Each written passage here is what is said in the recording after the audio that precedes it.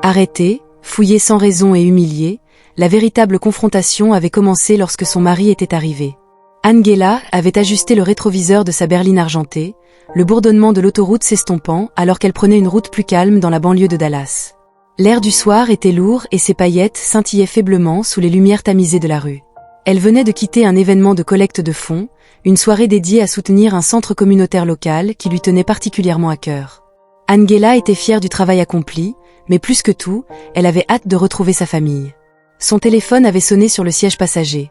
C'était son mari, Malcolm Hay, le nouveau commissaire de police du comté de Dallas. Angela avait esquissé un léger sourire, murmurant pour elle-même « Je serai bientôt à la maison », sans prendre la peine de répondre à l'appel. Puis, le flash de lumière rouge et bleue dans son rétroviseur avait attiré son attention. Une voiture de police. Les sourcils d'Angela s'étaient froncés alors qu'elle ralentissait et se garait sur le bas-côté. Son esprit cherchait une raison pour laquelle elle aurait pu être arrêtée. Elle n'avait pas franchi de panneau d'arrêt et n'était même pas sur son téléphone. Peut-être s'agissait-il d'un simple contrôle de routine, pensa-t-elle en baissant sa vitre alors que l'officier s'approchait, un homme grand avec une expression sévère. Il n'avait pas perdu de temps, permis et immatriculation, dit-il sèchement. Angela lui remit ses documents sans hésitation. « Bonsoir, officier, puis-je savoir pourquoi je suis arrêté ?» L'homme jeta un coup d'œil à son permis avant de la regarder à nouveau. Son ton se fit plus tranchant. « Nous avons reçu un appel concernant un véhicule correspondant à cette description impliqué dans une activité suspecte dans la région. » Le cœur d'Angela rata un battement. « Activité suspecte ?» répéta-t-elle d'une voix ferme malgré le malaise qui l'envahissait. « Sortez de la voiture, madame » ordonna l'officier en ignorant sa question. Angela hésita. « Excusez-moi, je ne suis pas sûre de comprendre. Sortez de la voiture maintenant » l'interrompit-il d'un ton plus ferme. Un autre véhicule de police s'était arrêté derrière le premier, et deux autres officiers étaient arrivés, leurs lampes de poche perçant l'obscurité. La main d'Angela tremblait alors qu'elle débouclait sa ceinture de sécurité et ouvrait la porte. Elle garda ses mains visibles, comme son mari le lui avait appris. « J'obéis », dit-elle d'une voix calme mais ferme. « Mais j'aimerais savoir pourquoi je suis traitée de cette manière. » Son calme semblait agacer encore plus les officiers. L'un d'eux commença à fouiller sa voiture sans demander la permission, inspectant le siège arrière et le coffre, tandis que les deux autres se tenaient près d'elle, surveillant chacun de ses mouvements. Le cœur d'Angela battait la chamade. Elle n'avait rien à cacher, si ce n'est la façon dont il la traitait. C'était humiliant, mais Angela n'était pas du genre à se laisser abattre. « J'aimerais appeler mon mari », dit-elle, sa voix rompant la tension. Un officier se moqua. « Vous pourrez le faire après que nous ayons terminé ici. » La mâchoire d'Angela se resserra, mais elle ne dit rien, ne voulant pas aggraver la situation. Elle pria silencieusement pour qu'une intervention mette fin à cette situation avant qu'elle ne dégénère davantage, sans savoir que les événements allaient prendre une tournure imprévisible. Angela se tenait près de sa voiture, l'air frais de la nuit caressant ses bras, tandis qu'elle observait les officiers fouiller dans ses affaires. Son coffre, parfaitement organisé et rempli de boîtes de brochures et de matériel événementiel de la collecte de fonds, était traité comme une scène de crime. Il sortait des objets et les inspectait comme s'il pouvait découvrir quelque chose de sinistre. Un officier brandit une pile de brochures. « À quoi sert tout ça ?» La voix d'Angela resta calme mais ferme. « Je viens de quitter une collecte de fonds. Ce sont des brochures pour le centre communautaire que nous soutenons. » Il la fixa, son expression illisible, avant de jeter la pile dans le coffre sans un mot. Le deuxième officier, un homme plus jeune avec une énergie nerveuse, s'approcha d'elle. « Madame, y a-t-il des armes, des drogues ou quoi que ce soit d'illégal dans ce véhicule ?»« Aucun, officier, » répondit Angela. « Je vous ai dit que je n'ai rien fait de mal. J'apprécierais que vous m'expliquiez pourquoi je suis traitée de cette façon. » Son sang-froid ne faisait qu'irriter davantage les officiers. « Nous faisons simplement notre travail », aboya l'officier plus âgé en claquant le coffre. Angela jeta un coup d'œil à son téléphone, toujours sur le siège passager, qui bourdonnait à nouveau avec un appel entrant de Malcolm. « Puis-je récupérer mon téléphone pour appeler mon mari maintenant ?» demanda-t-elle aux officiers. Ils échangèrent des regards, aucun mouvement brusque, l'un d'eux semblant la considérer comme une menace. Angela lutta contre l'envie de lever les yeux au ciel, mais s'exécuta en tendant prudemment la main vers la voiture pour attraper son téléphone. Les officiers semblaient presque déçus, car rien dans son comportement ne justifiait leurs soupçons, mais ils n'avaient pas encore terminé. « Nous avons vérifié vos plaques et votre permis de conduire », déclara l'un d'eux en s'éloignant. Angela croisa les bras, observant le projecteur du deuxième véhicule de police illuminer sa voiture. L'examen minutieux, les suppositions, le mépris total pour sa dignité, c'était exaspérant, mais elle garda son calme, consciente que tout signe de frustration pourrait être utilisé contre elle. Elle composa le numéro de Malcolm avec des doigts stables. Il décrocha presque immédiatement. « Angela, ça va ? J'ai essayé de t'appeler, dit-il. Elle l'interrompit. « Malcolm, je suis arrêté par la police et ils fouillent ma voiture sans raison. J'ai besoin de toi ici maintenant. » Le ton de Malcolm changea instantanément, sa voix mêlant inquiétude et autorité. « Où es-tu ? » ?»« J'arrive. » Angela lui indiqua sa position, sa voix tremblant légèrement alors que le poids de la situation se faisait sentir. « S'il te plaît, dépêche-toi. » Alors qu'elle terminait l'appel, elle remarqua que les officiers la regardaient attentivement, leur posture se raidissant. Ils ne savaient pas qui elle avait appelé, mais quelque chose dans sa confiance semblait les déstabiliser. Les minutes passèrent, chacune semblant plus longue que la précédente, et Angela resta silencieuse. Debout, droite malgré l'humiliation, elle remarqua quelques voitures ralentir alors qu'elles passaient, leurs occupants observant la scène. Puis elle entendit le bruit d'une voiture qui s'arrêtait, un SUV noir élégant se gara à proximité et la portière du conducteur s'ouvrit.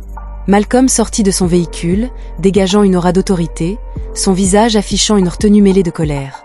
Mais ce qui se produisit ensuite était imprévisible tant pour Angela que pour les officiers. Malcolm n'était pas le genre d'homme à perdre facilement son calme.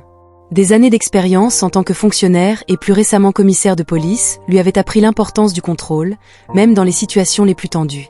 Mais ce soir, voyant sa femme debout sur le bord de la route entourée d'officiers, avec un regard défiant masquant son malaise, quelque chose en lui s'enflamma. Il sortit du SUV et ferma la porte avec force, le bruit résonnant dans l'air tendu.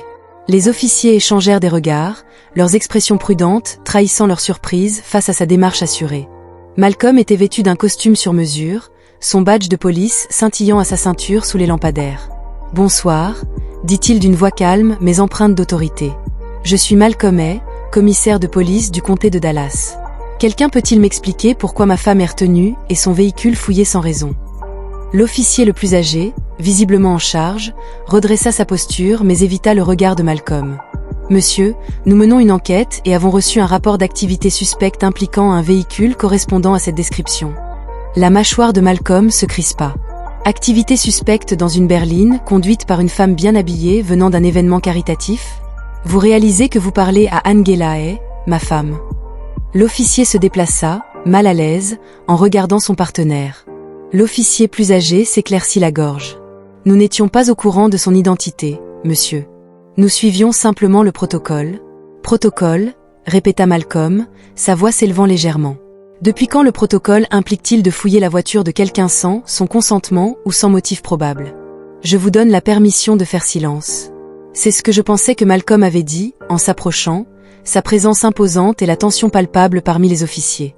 Les passants commençaient à se rassembler, certains brandissant leur téléphone pour enregistrer les lumières clignotantes de la police qui baignaient la scène d'une lueur étrange, rouge et bleue. Angela prit enfin la parole d'une voix ferme. « Malcolm, ils ne m'ont même pas laissé passer un appel au début, ils m'ont traité comme une suspecte depuis le moment où ils m'ont arrêté. » Malcolm se tourna vers elle, son expression s'adoucissant brièvement avant de se durcir à nouveau en faisant face aux officiers. « Avez-vous conscience de la responsabilité à laquelle vous exposez ce département ? Vous harcelez un citoyen innocent, ma femme en l'occurrence, sans justification. Ce n'est pas seulement non professionnel, c'est inacceptable. » L'un des officiers, visiblement mal à l'aise, balbutia. « Nous faisons juste notre travail, monsieur. » « Vous ne vouliez pas dire cela ?» l'interrompit brusquement Malcolm. « Vos actions suggèrent le contraire, et ces caméras, » ajouta-t-il en désignant le nombre croissant de spectateurs qui filmaient la scène. « Assurez-vous de ne pas revenir sur cette affaire plus tard. Vous allez vous expliquer ici et maintenant. » Les officiers avaient échangé des regards nerveux. Ne sachant pas comment agir, l'officier le plus âgé s'était avancé pour tenter de reprendre le contrôle. Le commissaire devait désamorcer la situation. Peut-être pourrions-nous en discuter à nouveau. Au commissariat, Malcolm avait laissé échapper un petit rire sarcastique. Désamorcer la situation. Vous vouliez désamorcer la situation à ce moment-là, après avoir humilié ma femme et violé ses droits. Non, nous avions déjà abordé cette question ici, en public. C'était précisément là que vous aviez créé ce désordre. À présent, la foule s'était agrandie. Les gens murmuraient, certains exprimaient leur mécontentement et leur incrédulité face à ce qu'ils étaient en train de vivre. Angela se tenait calmement, sa posture droite, mais ses yeux trahissaient son épuisement. « Appelez votre superviseur », avait ordonné l'officier plus âgé. Il avait hésité, mais avait finalement cherché sa radio. Son comportement réticent confirmait la tension palpable dans l'air. Le poids de la responsabilité pesait sur les officiers alors qu'ils attendaient l'arrivée de leur supérieur, mais ce qui s'était passé à l'arrivée de ce dernier allait transformer cette situation déjà tendue en un point de rupture pour tous les impliqués. Le faible crépitement de la radio de la police avait rompu le silence tendu lorsque l'officier plus âgé avait appelé son superviseur. Les minutes qui avaient suivi avaient semblé durer des heures, Malcolm se tenant sur place, Angela observant silencieusement et la foule grandissant. Certains spectateurs murmuraient entre eux, tandis que d'autres chuchotaient dans leur téléphone ou diffusaient la scène en direct. Enfin, un SUV noir et blanc s'était arrêté. Le lieutenant Charles Donovan, debout et droit, son uniforme impeccable, affichait une expression mêlant agacement et confusion en s'approchant du groupe. « Que se passe-t-il ici » avait demandé Donovan, ses yeux scrutant la scène. Il avait à peine jeté un coup d'œil à Angela avant de se tourner vers Malcolm.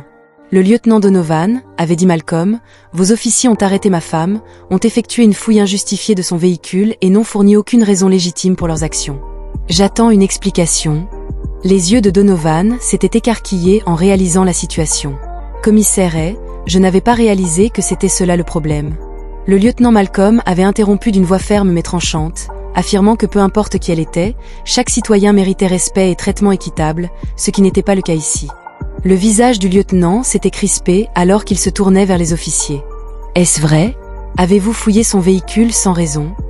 Un officier plus âgé avait hésité. « Nous avions un rapport sur une activité suspecte. »« Arrêtez les excuses » avait interrompu Malcolm, sa voix tranchante. « Vous n'aviez aucune raison, aucune, et maintenant non seulement vous avez harcelé une femme innocente, mais vous avez également mis tout ce département sous surveillance. Comprenez-vous au moins la gravité de ce que vous avez fait ?» Donovan s'était frotté la tempe, essayant de garder le contrôle de la situation. « Commissaire, je vous assure que cela fera l'objet d'une enquête approfondie, je m'en occuperai personnellement, Malcolm. » Il avait fait un pas en avant, sa voix inébranlable. « Il ne s'agit pas seulement d'une enquête, il s'agit de rendre des comptes. Vous n'avez pas le droit de balayer cela sous le tapis, pas cette fois-ci. » La foule avait murmuré son accord, leur téléphone capturant chaque mot. Malcolm s'était tourné vers eux et s'était adressé aux spectateurs. À tous ici présents, avait-il dit en élevant la voix, c'est le genre de comportement que nous nous battons pour éliminer dans nos forces de police. Personne, peu importe son statut, son travail ou sa couleur de peau, ne devrait avoir à endurer ce genre de traitement. C'est pourquoi il faut rendre des comptes. Les choses comptaient. Une poignée d'applaudissements avait résonné dans la foule.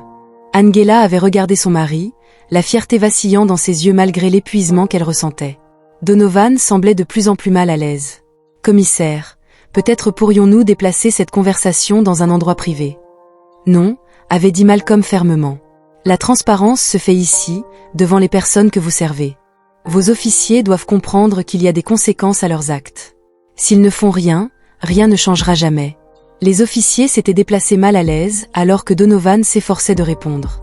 Il était clair que l'équilibre des pouvoirs avait changé et qu'il n'y avait aucun moyen d'échapper aux conséquences de ce qui s'était déroulé. Mais l'histoire ne s'était pas arrêtée là. Les retombées de cette nuit-là allaient déclencher une chaîne d'événements que personne, en particulier les officiers impliqués, n'aurait pu prévoir.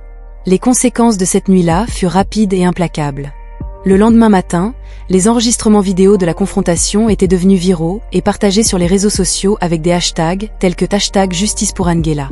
Les médias avaient relayé l'histoire en diffusant les images aux côtés de gros titres remettant en question l'intégrité du département de police du comté de Dallas. Angela et Malcolm étaient assis côte à côte à leur table à manger, la lumière du matin filtrant à travers les fenêtres. Angela était toujours fatiguée de la nuit précédente. Avant de siroter son café, Malcolm faisait défiler son téléphone en lisant des articles et des commentaires. « Ils appellent ça l'incident de la brume », avait dit Malcolm d'un ton lourd. « Je savais que cela attirerait l'attention, mais là, c'est plus gros que ce à quoi je m'attendais. » Angela avait posé sa tasse et l'avait regardé. « Il ne s'agit pas de nous, Malcolm. Il s'agit de ce que cela représente, du nombre de personnes qui vivent cela chaque jour et qui n'ont pas la même plateforme que nous. Elle mérite aussi la justice. » Malcolm hocha la tête, son expression sombre. « J'ai passé toute ma carrière à essayer d'éradiquer ce genre de comportement, et maintenant il est clair qu'il y a encore beaucoup à faire. » Plus tard dans la journée, une conférence de presse d'urgence avait eu lieu. Malcolm se tenait au podium flanqué d'Angela et d'autres membres de l'équipe de direction du département. Sa voix était calme mais résolue alors qu'il s'adressait à la foule de journalistes et aux membres de la communauté. Ce qui s'est passé la nuit dernière était inacceptable. Il avait commencé par dire que les actions de ses officiers n'étaient pas seulement une violation de la politique, mais une trahison de la confiance que cette communauté plaçait dans ses forces de police. Je veux être clair, ce n'est pas qui nous sommes et ce n'est pas ce que nous serons. Il fit une pause pour laisser ces mots pénétrer dans les esprits. Il y aura une enquête complète et transparente sur l'incident. Les officiers impliqués ont été placés en congé administratif avec effet immédiat, mais il ne s'agit pas seulement de mesures disciplinaires, il s'agit d'un changement systémique dont nous avons besoin. Nous devons nous demander pourquoi des incidents comme celui-ci continuent de se produire et ce que nous, en tant que dirigeants, pouvons faire. Et en tant que société, que va-t-on faire à ce sujet? La foule éclata en applaudissements, mais le visage de Malcolm resta sérieux. Il se tourna vers Angela, qui s'avança pour partager son expérience. « Lorsque j'ai été arrêtée hier soir, » commença Angela d'une voix stable, « je me sentais impuissante. J'ai tout fait correctement. » Elle avait suivi toutes les instructions, mais cela n'avait pas d'importance. Je n'étais pas considérée comme une personne, j'étais considérée comme un problème à régler, et je sais que je ne suis pas la seule à ressentir cela. Elle prit une profonde inspiration avant de continuer. Mais je sais aussi que le changement est possible. Il commence par la responsabilisation, par des personnes qui s'expriment et par des dirigeants comme mon mari qui sont prêts à remettre en question le système de l'intérieur. Nous devons faire mieux pour tout le monde. Dans les jours qui avaient suivi, le ministère avait lancé de nouvelles initiatives de formation axées sur la désescalade et un comité consultatif de citoyens avait été formé pour assurer la transparence et la responsabilité. Malcolm avait personnellement contacté les dirigeants de la communauté en promettant de rétablir la confiance et d'apporter les changements qui étaient attendus depuis longtemps. Les officiers impliqués dans l'incident avaient fait l'objet de mesures disciplinaires et l'un d'eux avait choisi de démissionner. Leurs actions avaient été un rappel brutal de la profondeur des problèmes systémiques, mais aussi de la nécessité de les affronter de front. Quant à Angela, elle était devenue une défenseur de la justice, utilisant sa plateforme pour amplifier la voix de ceux qui ne pouvaient pas parler pour eux-mêmes. Elle racontait souvent son histoire, non pas par colère, mais par espoir. « Il ne s'agit pas seulement de ce qui m'est arrivé, disait-elle. Il s'agit de ce que nous faisons pour nous assurer que cela n'arrive à personne d'autre. » Au final, la famille avait transformé un moment d'injustice en un catalyseur de changement. Ce n'était pas facile et la route à parcourir était longue, mais ils avaient affronté ensemble avec courage, conviction et une croyance inébranlable qu'un monde meilleur était possible. Et c'est la leçon que nous devons tous tirer. Le changement réel commence par la responsabilité et le courage de défendre ce qui est juste, même lorsque cela est inconfortable. Alors demandez-vous ce que vous pouvez faire pour changer les choses. La différence a commencé ce jour-là, parlez-en, faites pression pour le changement, car chaque voix compte.